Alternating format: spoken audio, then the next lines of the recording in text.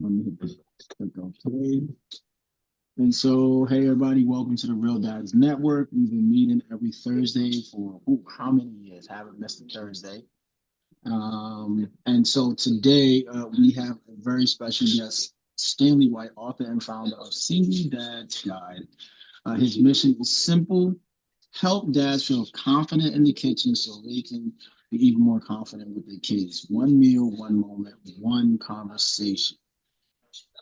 His book, Because I Said So, That's What's for Dinner. If that doesn't resonate with you at some level, um, I'm, I'm going to say you probably had a butler. But Stanley, thank you for taking the time to just come in and speak with us about the great work that you're doing. And just let's just start off um, from one BX native to another. What what brought you to this? What brought you to this space? How did you come about this mission? Well, um, let's see. I belong to oddly enough, it's a real estate investment group. It's RIA NYC, and they're an awesome a group of people that are involved in that program. And we were talking about ways to kind of like supplement your income Mhm. as far as so that you can go ahead and be able to invest in real estate and such. And so the idea was, what do you do that you could turn around and possibly monetize? And I didn't know. I know that I like to cook. I like to eat and I like to cook. So it's like, yeah, you should write a cookbook.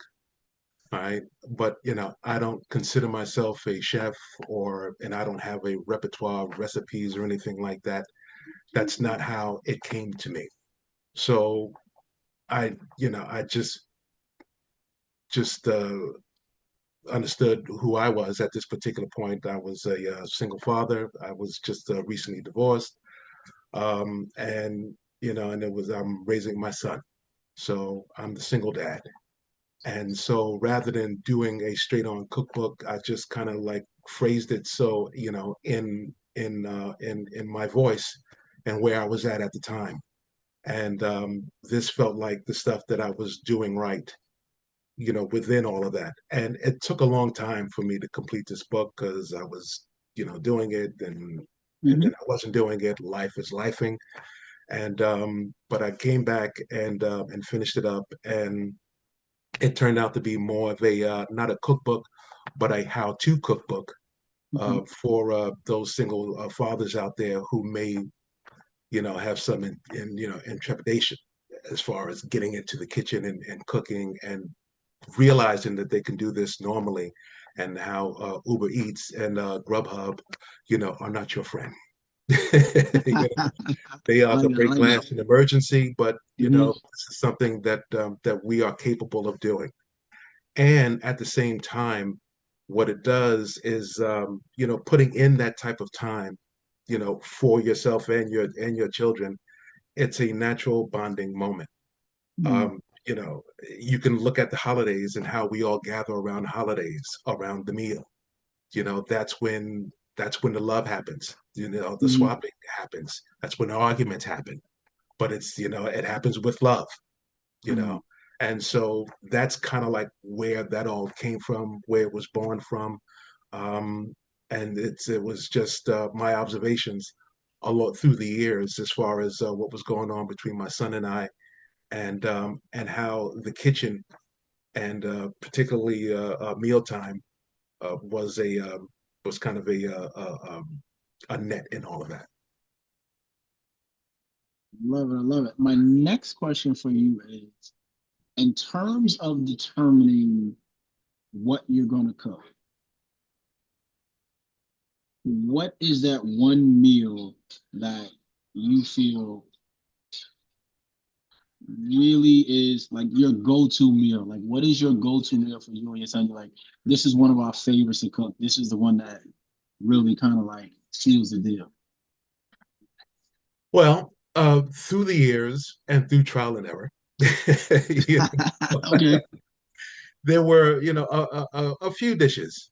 A lot of times when it came to something to being able to do something quick and primarily on the run, a lot of times spaghetti was something that was quick and easy to do. And at the same time, there was room for variations, with the ingredients. If you had meatballs and you want to throw meatballs in there, if you want to throw sausage in there, or maybe you still had some pieces of roast beef in there, and you can chop that up and throw that all in there. And so that was one. And the thing with that was, and leftovers are your friend. They're your friends too. With leftover sauce, you can do things all of a sudden, chicken parmesan heroes. If you had, some shrimp chop parmesan, or, pizza. Now you got sauce Hmm. for to make homemade pizzas. Hmm. So that kind of stuff, and along those lines, pizza, spaghetti, chili was another one for me, because with that, nachos, and/or tacos were the Hmm. thing to do the next day. Um, yeah, or we could just have hot dogs or the knockwurst and throw the with the side of chili on there as well. Hmm. And so it's the kitchen truly is your palette right there, and you can paint it any way you want. Depends on what you like. Love that. And as you were speaking, I thought about myself growing up, and so I'm going to ask you this question: growing up, what was your relationship to food like in your home? Well, my relationship, blossomed early because I grew up with a household full of folks who could burn. I Mm, grew up in my grandmother and my aunts, and and my mother, as well. She would be through on the weekends, and but there was always someone who was capable, very mm, capable of cooking, and so especially my grandmother.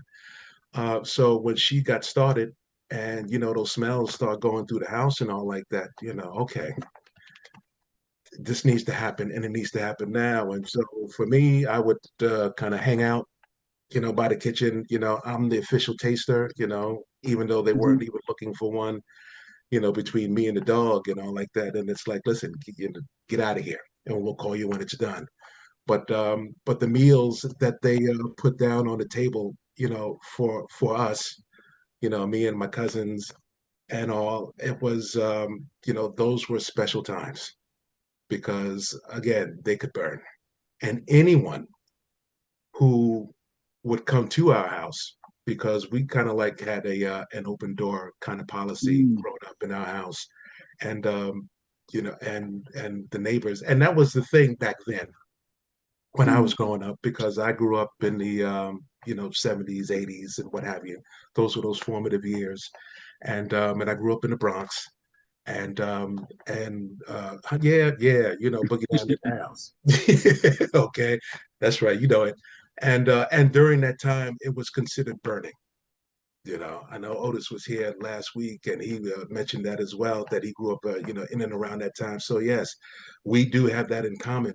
And I think what separated, even though there was that kind of chaos going on in the Bronx at that time, mhm, for me and in our neighborhood, there was still that sense of the neighborhood, the block, where folks were looking out for each other.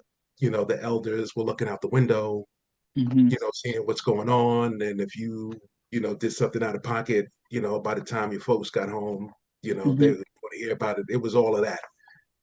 What changed all of that was crack. When crack hit, that's when everything mm, changed, and that's when folks went buck wild. But but so back then we did kind of like have the open door. Our apartment was kind of like the place to come to on the weekend, and mhm, folks cooking, and we're gonna get the music going, and it's all a good time. And so and people knew, the food was happening, and it's like, yeah, so they're in there. So that was my beginning for that love, Mhm. of the food.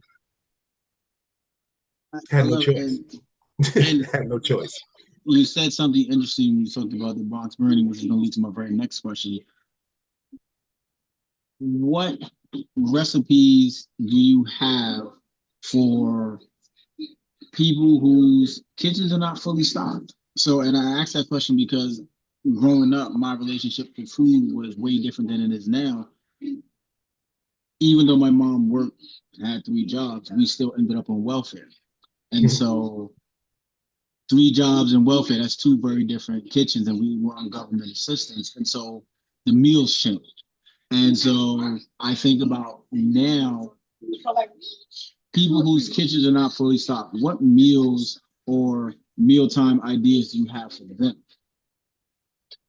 Well, a lot of times people are more stocked than they realize. Mm, And, they just don't know what to do with the ingredients that they have. And so that's the part where you kind of want to step out and kind of experiment. A lot of times, we'll eat out and and love the dish that we had and all like that, hmm and not even realize that, this is a meal that you could probably make at home yourself. It may not be hmm exactly like that, but a lot of times you do have those staples, in your home. When you go out and you buy Chinese food and all like that, what are we talking about hmm here? Some rice, some soy sauce, teriyaki sauce, some Hey. vegetables, some rice. I mean, some onions, peppers, or what have you, and a hmm protein. You got that in your house most of the time. hmm And if not, as far as like what to keep in your pantry, these are things that I do talk about in the book. As far as things that you would want to keep in your pantry, so that no matter what's going on, your pantry and your refrigerator, so that no matter what's going on, you can, pull a meal out of that. And hmm so a lot of times, it's your basic staples, rice, um, any other kind of grains, quinoa, whatever that you would want to substitute for rice, brown rice, white rice. Um, of course, coming up with the way I did, grits, gotta have grits, you know. And and as far as just tomato sauce, you always want to keep some type of tomato sauce, whether it's hmm stewed tomatoes, diced tomatoes. Um, uh, I keep coconut milk. I keep chopped chilies, um, and just there's a whole laundry list, in the book that you can go into, and I could go on, but the point is that you just kind of want to keep these basic ingredients, and with these basic ingredients, along with your your cabinet with your seasonings, you can go anywhere in hmm the world that you want to with your meal. Right. And now here's my last question before I have other folks chime in. Mhm. Growing up, one of my favorite treats cooking with my mom was peanut butter cookies. I think I have an emotional connection. Peanut butter cookies. Oh, okay. I have emotional connection to it. And so for you, what's that treat that you make with your son that he's like, yeah, dad, this is it right here. Like, please make that. Well, as far as desserts are concerned, we didn't really do desserts. Now my Mm, mother, she's the baker, and okay. she would bake the pies and the cakes when she did. And I remember one time when when my son and I we were like, no, we're gonna make the cake one time, and hmm it was a mess, flour everywhere. And, of course, the cake didn't rise. It fell because, we're looking in the oven too much, and, you slam the door and, it falls, but hmm that's a part of the thing. Every meal and every dish isn't going to be a success, hmm but it's, how they say, it's the journey. It's not mm, whether you win the race, it's the journey. That's the thing with us. And And as far as like with desserts, we pretty much if my mother didn't bake it, we were Entenmann's. I think we were Entenmann children, you know, or Yeah. what was on sale at Hmm. the supermarket, Mm. that week. Yeah, I'm but glad you said intimate. That took me back. yeah, yeah, the marble loaf cake, Hmm. Yes. that and some ice cream, some Breyers ice cream, because we all thought Breyers was the thing, that was the real ice cream Yeah. back in the day and all like that. Before the Haagen-Dazs and the Ben and Jerry's and all like that, Hmm. Breyers was the real one. They just Brian's just added an ingredient to this that wasn't there before, and so we lost all faith in humanity after that. So let me open the floor up to anybody that has questions for Mr. Wyatt. Anybody got their hand up? Let's go. Brother Stan, Yes, sir. I thought we was closer in age, man. Enterman's came along later. That was for the bougie brothers in the hood. Down the block on Park Avenue off 167th, they had the Hostess Factory. You You got that take right. You, 75, you you are take you are you are 75 right about cents that. and Now you ate growing for the up, week. You ate yes. for Now the week. growing up, that's what it was. Now he asked about by the time my son came along, Entenmann's was had hit the ground and was running by then. But you're right, it was a Hostess thing. That's when the Twinkies were real. I don't know what they're doing now. The Well, Twinkies were. here's a serious question for you though. In terms of the cooking, how? Because there's been a onslaught with our youth and generations that we're looking to start cultivating more answers. How does the blend of being a man in the kitchen? Because in my family, the men were the cooks. Period. My family comes from Aiken, South Carolina. All the men cook. That's how the women learned how to cook, was through the men. But I've watched that kind of changed over. And my question is, how do we now bridge that gap for our youth through this culinary blend in terms Mm. of having those spirituals and those moments and passing the knowledge of family and self moving forward? How does cooking come into that for us dads? Well, you said something interesting there where you said, the men cooked, in your household. Now, this is true of mine as well. The men did cook, but they cooked for the special occasions. Mm. You know, I that's thought when hunger was a special occasion. uh, what? I thought hunger was a special Oh, no, occasion. no, no, no, Word. no. So, around the holidays, that's when it went down. That's when my Uncle James, my Uncle Robert, and them, they broke out the grills, the smokers, and it was the slab of ribs, it was the brisket, it was the turkey. They're frying the turkeys, what have you, and all like that.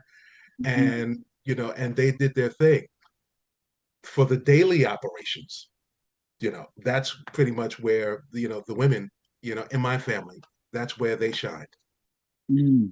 you know and as far as how the kids are tied into all of that, I think the mere fact that that they could see a male influence as well as a female influence, both being able to hold their own in the kitchen. I think Mhm. that was my influence as far as watching others cook and all like that. I remember, and although my grandfather, he really didn't cook, but I remember him going out, and this is down in Georgia, going out into the yard and picking up the chicken and strangling the chicken, and Mm. he would kill the chickens, and my grandmother would take it from there and do what she does. And so, but even with that, there was the combination, the 1-2 punch, where my grandfather, he had his role, and then my grandmother, she took it, took the baton and did her thing with it. And Mhm. again, my uncles, they all cooked. My uncle John from Texas, down in Texas, he actually went hunting, and it was with him that was the first time that I actually had rabbit, rabbit and squirrel, And and deer frog. meat. And frog. Yeah, Well, no, oh, no, didn't do the frogs. But yeah, I know. Tastes like chicken. I'll take your word for Yeah. it. But yeah, that's what it was. So there never really was like a real gender line between the sexes as far as who could burn in the kitchen. So I saw it from both ends. But it Mm. just so happened that the women would take it on a daily basis, and the men, we would be cooking more for the masses, on those special occasions.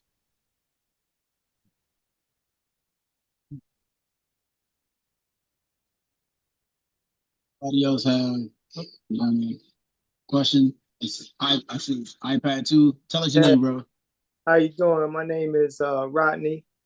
Um, I'm a real My good man, friend of Stanley. How my you doing, man, Stan? my man. And Good to see you. we used to work together over 20 something years or so now. Yeah, And uh, yes. God bless, we made it to the retirement stages. And I just wanted to congratulate you, man, and tell you that I appreciate you. And I'm looking forward to reading this book, man. And once again, congrats to you. And this is a very wonderful platform you have here. And I look to come on next week. You said every Thursday, correct? Yes, every Thursday. Yeah. Uh, real quick, for all the new brothers on here, we've been meeting every Thursday for the past, I don't know, 10 plus years, right? Wow. And it is a space where fathers can get together. It's a safe space where we can talk. We may not always agree, but it's nothing but love here. And this is the kind of group that when someone says they're gonna do something, they get it done. And this is my shameless plug. This is the kind of group that we needed when we were in our 20s and our teens. But had it been introduced, we would have been so hard headed that we would have dismissed it. And so this is a place where men can be men, we can be vulnerable, we build each other up, and we uplift each other. And if there's something you're going through, if somebody else in the group is going through it, they can, give you tips and steps on how they walk through it. And sometimes we're not even going to give you tips on how we got through it. We just here to listen. But it's a group of support. And we have guys in here who are fathers. We have guys in here, even though it's a Real Dad Network, who are not fathers, but we're going to be fathers one day, or may not be fathers. They might be uncles, but it's a place for brothers to just come and discuss. So we have barbershop talk sometimes, but we just talk about what's on our mind. And we have times where we have invited guests and come in and drop jewels of knowledge, like Mr. White is doing right now. And so it is a safe space. For my ladies You in the know, room, and with that, go ahead. no, I'm sorry. I just want to say, and with that, it is, Brother Ron who introduced me, to you guys. And most people aren't, I guess, the folks who are the regulars here know, but those who are new here, rather, don't know about Mr. Ronald Hartridge. He was the parent coordinator in my son's school in elementary school. And so our friendship goes back, wow, Ooh. almost about 20 plus years now, about 20 plus years. And and it's so fitting that he would be representing a group like this because this is who he was when I first met him.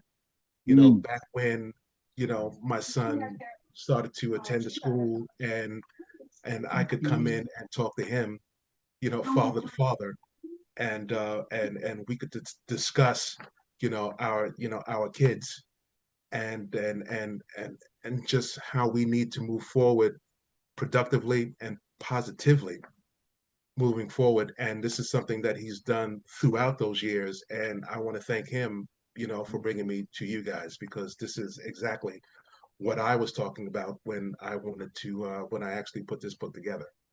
Having that platform, that safe space, um, and knowing that, you're not alone out there, and, we're here. truth be told, because as men, we're always taught to kind of like, handle it on our own, internalize Mhm. things and just, and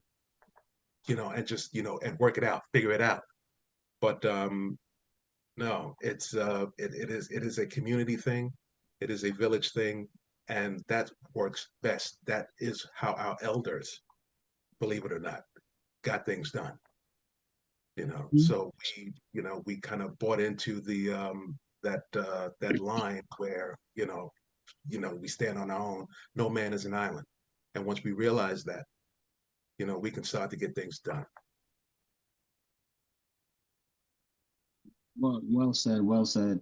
And I'm gonna say, oh, and from our wonderful ladies in the room.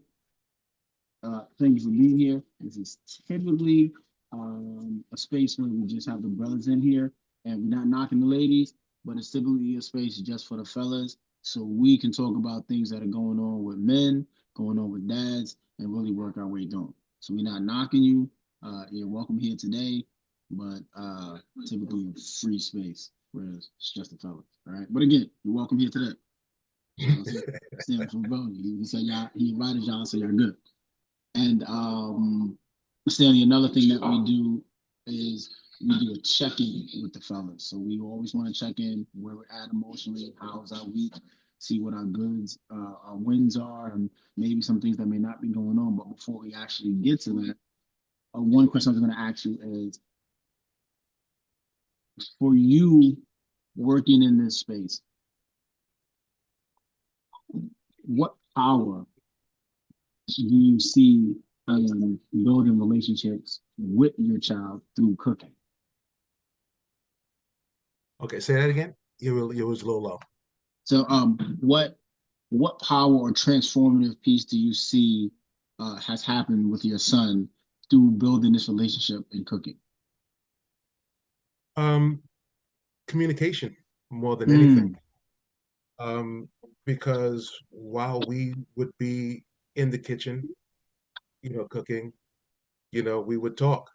Sometimes it would be about serious things. Sometimes it would just be, fun, playful nonsense, mhm, you know.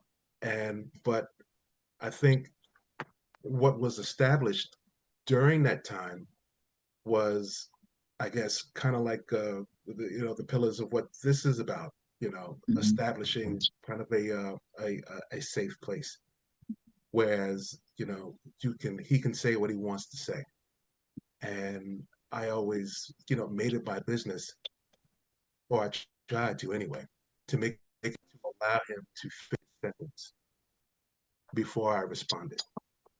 mhm, You know, and so I wanted to make sure that he felt that he was being heard.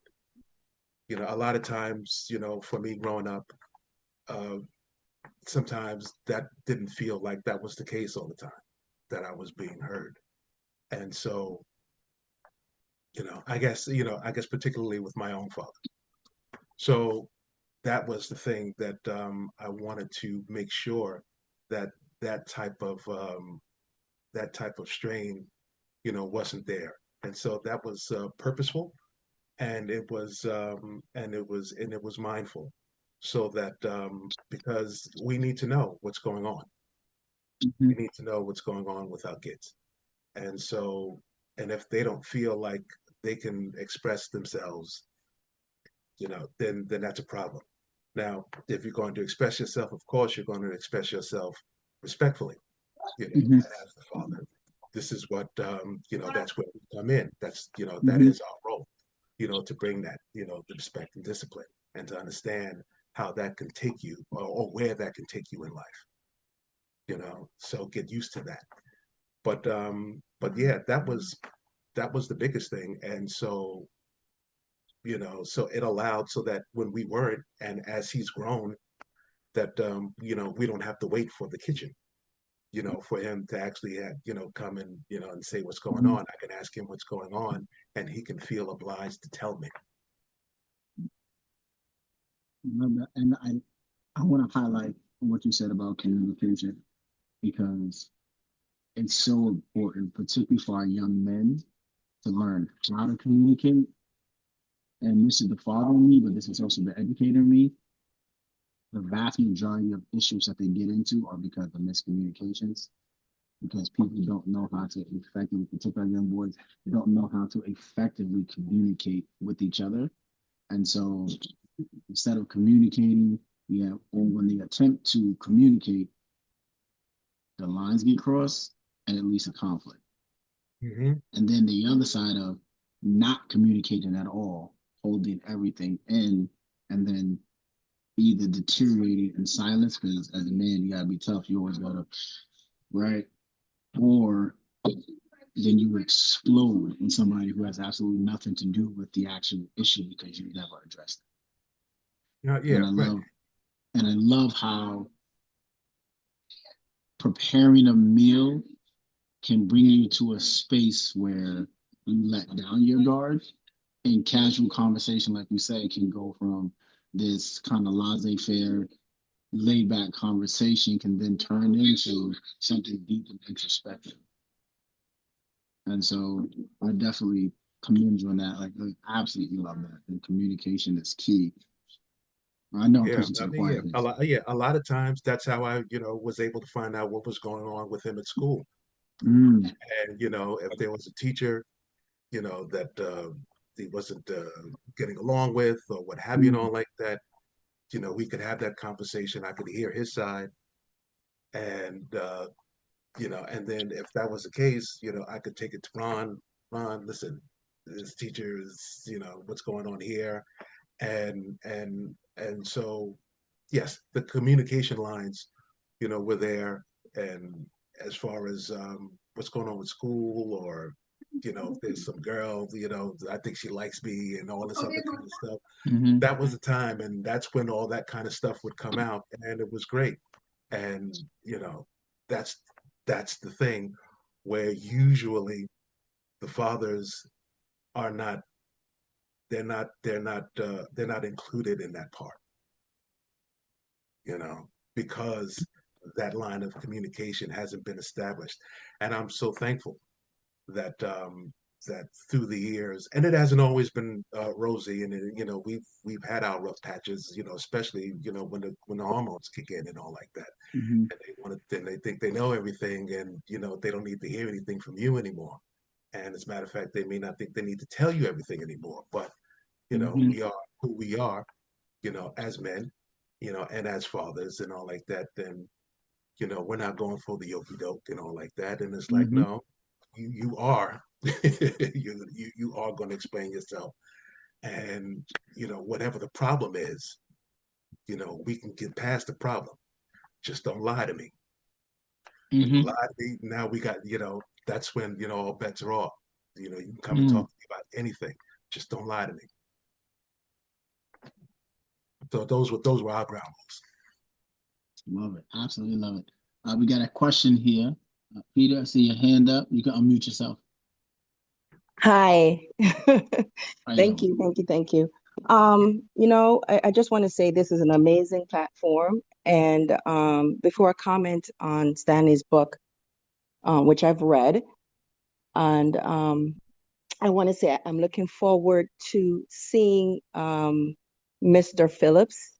He's going to be I work for ACS, by the way, the Administration for Children's Okay. Services, and we're having an amazing event on December 16th with the Office of Fatherhood Engagement. And so I'm really, really excited to meet Mr. Phillips and the other leaders and what we're going to be talking about with the Mm-hmm, role that, fathers are playing. And, you mentioned that the importance of fathers, you know, um, especially with the mission of your organization, that empowering fathers would really strengthen the family. And that is so true, especially what's going on today. And I think is what Stanley did with his book. I love the simplicity. It's not, you know, it's it's like a conversation that you're having when you're reading the book and mm-hmm, like, oh wow, I can really do this. And I think this is would be so cool for those fathers that are not with, their co-parenting. As Stanley stated, if you're co-parenting and it's your time with your child for that weekend, Mm-hmm. this is something that you can bond over. So Mm-hmm. I just want to say congrats, Stan. I'm excited, and I love what you guys are doing, Real Dads Network. Thank you. And thank you for that, PG. I appreciate you. And you know that already. Does anyone else have any questions for Stanley?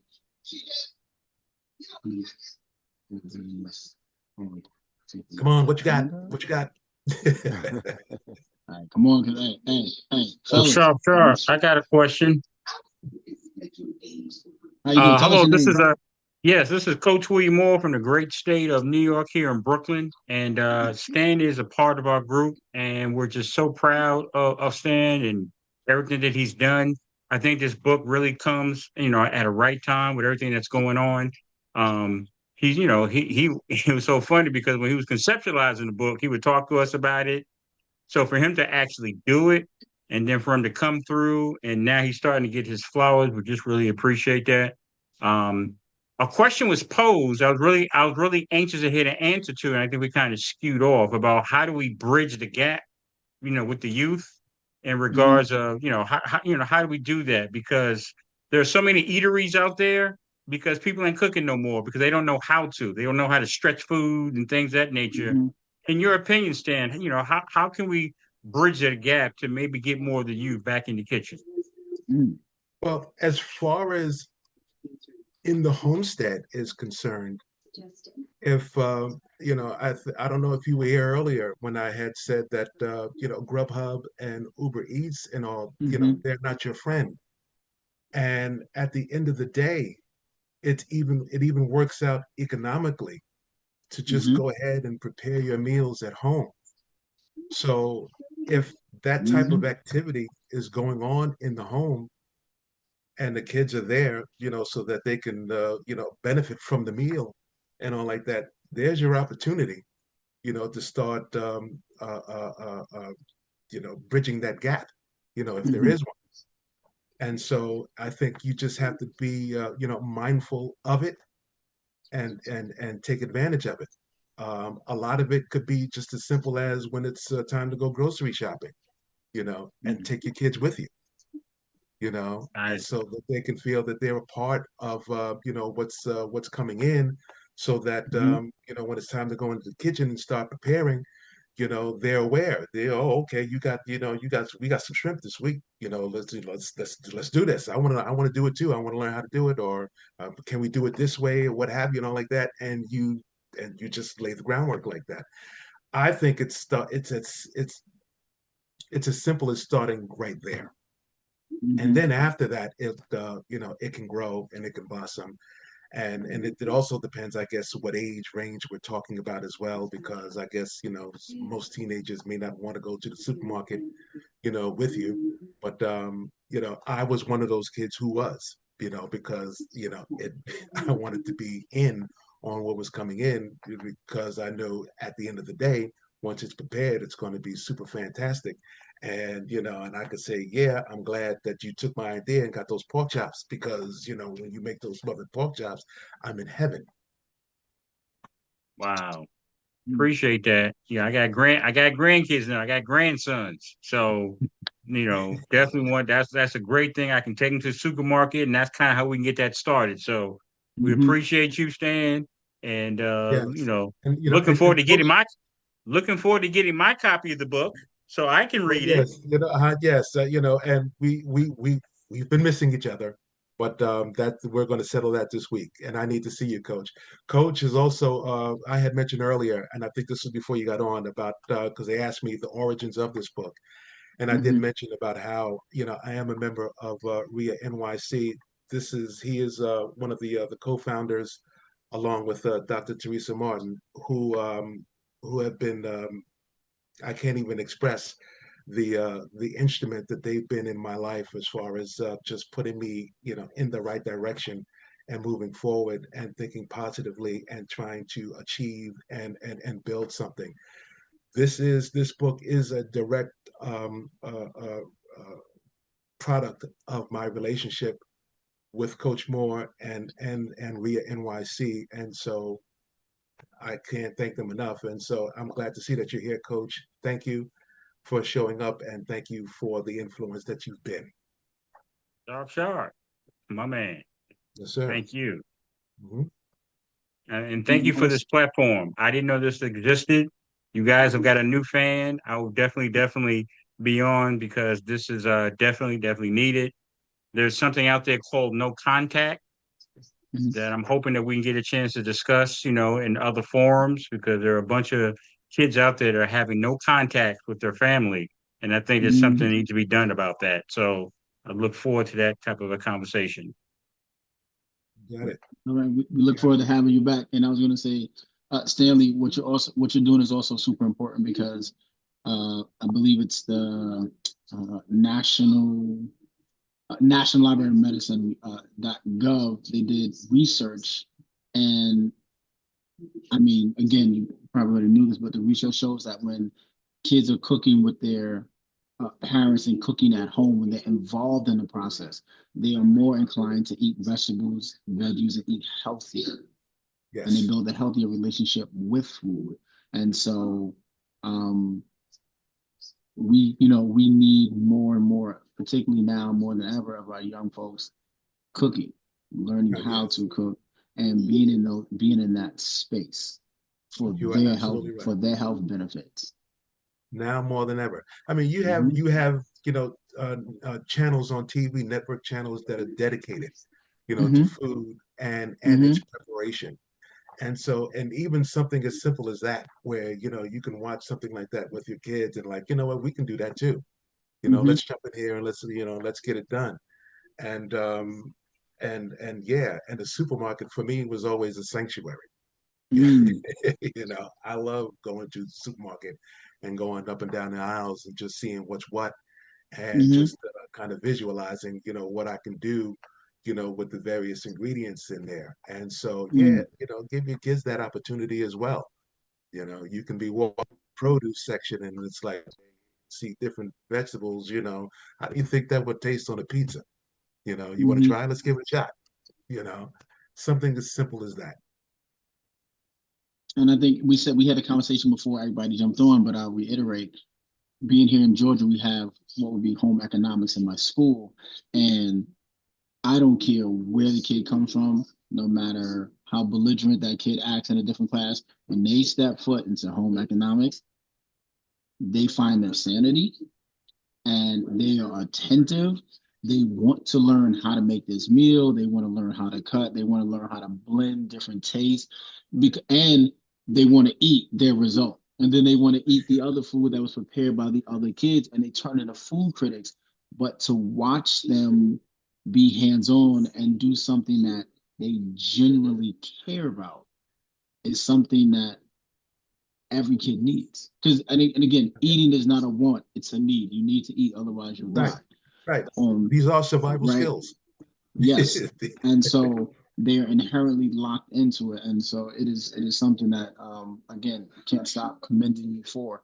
Very quickly, I want to do. Oh, I see a hand up. Sorry, Real Dads Network got a Yeah, hand that's up me. already. Hey, what's up, bro? I just Oh, want what's to going pose a on, Rich? question. I'm multitasking right now. Got you, got you. I'm a strong believer that fatherhood is a work of art, and as a cook, you're an artist. So, how do you apply the artistry of cooking into your fatherhood? Well, I guess sometimes you do want to show off. You do want to show off with Mm-hmm. that meal, and so when it comes time to baking that special meal, hey, you know what? Let's do a lasagna. You know, and where there is preparation, some real preparation involved, and you have to put it together in such a way so that it comes out the way that it's intended to go, and all like that. And so yeah, we do that, and at the same time, the lessons that are learned in that are patience, diligence, and also, yeah, it may not come out the way that you had anticipated, but you were willing to do the steps to try to get to where you wanted to go. Mm-hmm. Cooking is a metaphor for life. It really is. Whereas, and you can be, impatient and try to take the shortcuts and and throw everything in the microwave and all like that. But and there's a time and in place for that sometimes, but that's not the way. And Mm-hmm. so you really want to take that time to really learn how to express yourself, because you may get a recipe and it says to do it this way, and a recipe it's not the exact all in all, because you can get two different people and follow a recipe to the letter, Mm-hmm. and they'll taste the same because every hand. Okay, so the artistry comes in, you developing your own hand. And so that's the part that was always engaging for me, for developing my own hand so that Mm-hmm. I can make things the way I want, and achieve the results that I'm going after. Yes. So before we do the check-in, please tell us where we can get your book, how we can get your book. Let's start. Oh, okay. I don't know if you can see, over here where it's available. Mm-hmm. It's on my website, and as a matter of fact, I'm going to put all that up in the chat. It is available on Appreciate my you. website, Amazon, and Barnes and Nobles. So I will put that into the chat right now. Thank you. Thank you. Appreciate that. Absolutely. And while you're doing that, so this is where we want to do our check-in. This is a huge part of what we're doing. It's very important for our fellas to check in. So this is where we just, we're gonna go around, and fellas, you feel comfortable sharing. Let us know your wins this week. I Paul, tell my student, yeah. Paul, before you go, I'm going to end the recording because I don't want to record that because I know that Oh, got stuff you, is got you, private. All right, got you, I'm got going you. to end the recording. Appreciate you. Thank you, Ish. Well, don't end the recording until I put the where you can get the book at.